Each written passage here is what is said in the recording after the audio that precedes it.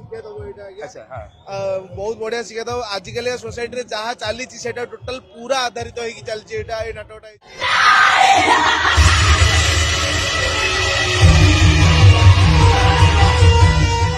जय जगन्नाथ दर्शक बंधु आपण मानू स्वागत करछि रकेशन यात्रा गपसप रे मु राजेंद्र।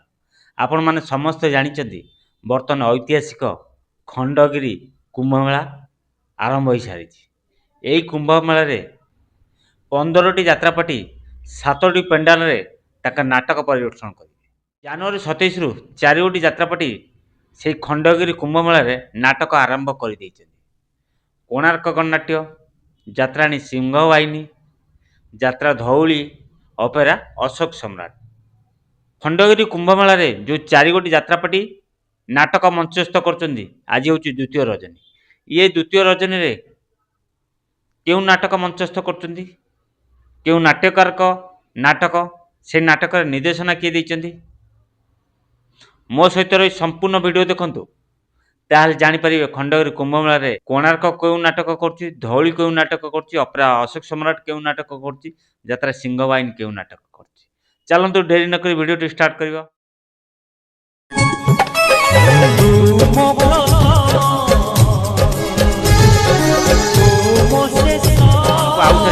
ऐतिहासिक खंडगिरी कुंभमेलार अनेक अनेक शुभेच्छा शुभकामना।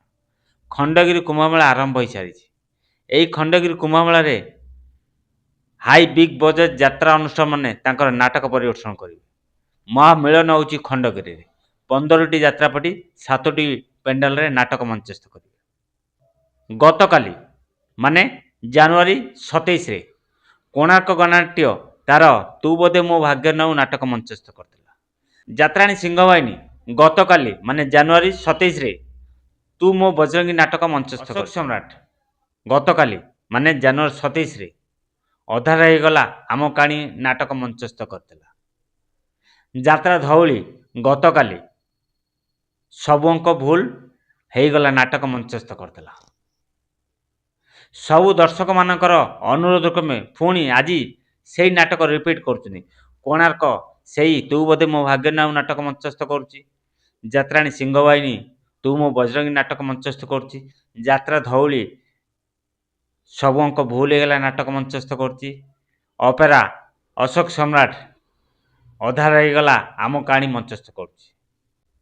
ए जो 4टी नाटक मंचस्थ होची 2 दिन हैला।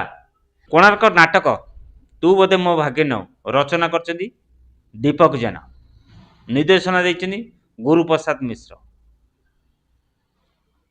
यात्राणी सिंहवाहिनी नाटक तू मो बजरंगी रचना कहानी दीपक जेना, कहानी दैचंदी डॉक्टर रंजन कुमार लेंका। अशोक सम्राट नाटक अधा रहीगला आम कहानी रचना करचंदी प्रदीप बेहरा, निर्देशना दैचंदी पंचानन प्रधान। यात्रा धौली नाटक सब अंक भूल हेगला रचना करचंदी दीपक जेना, निर्देशना दैचंदी महेश हाजरा।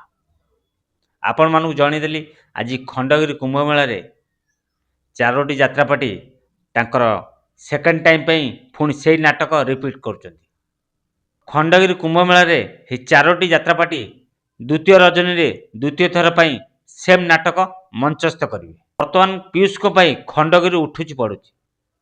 वर्तमान यात्राणी सिंहवाहिनी माने एभली भिड़ होउचंदी ता कल्पना बाहर।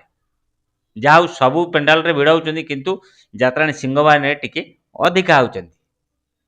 वर्तमान पीयूष को क्रेज रही सेति पई तो इठी किछि कलाकार माने पूरा ताकर पूरा बाजी जाउची बार बाजी जाउची पीयूष को पई भेटी दिलु तांको बाइट नेतिलु समस्त से कहउचंदी पीयूष को पई आमे आइछु यात्रा देखे पई।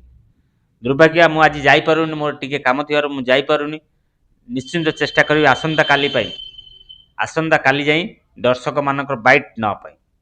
जदि वीडियोटी भल लगे निश्चित लाइक करूँ, कमेंट करूँ, सांगति शेयर करूँ। जब नुआ कर वीडियो देखते मो चैनल को सब्सक्राइब कर रखुँ। जब फेसबुक देखते फेसबुक आईडी राजेंद्र बेहरा को फॉलो कर रखुँ। सब कही राजेंद्र बेहरा फेसबुक आईडी रकेशन यूट्यूब चैनल यात्रा फ्रेश खबर पाई। आशा करुँ आपण मैंने समस्त भलरे थे सुस्थ।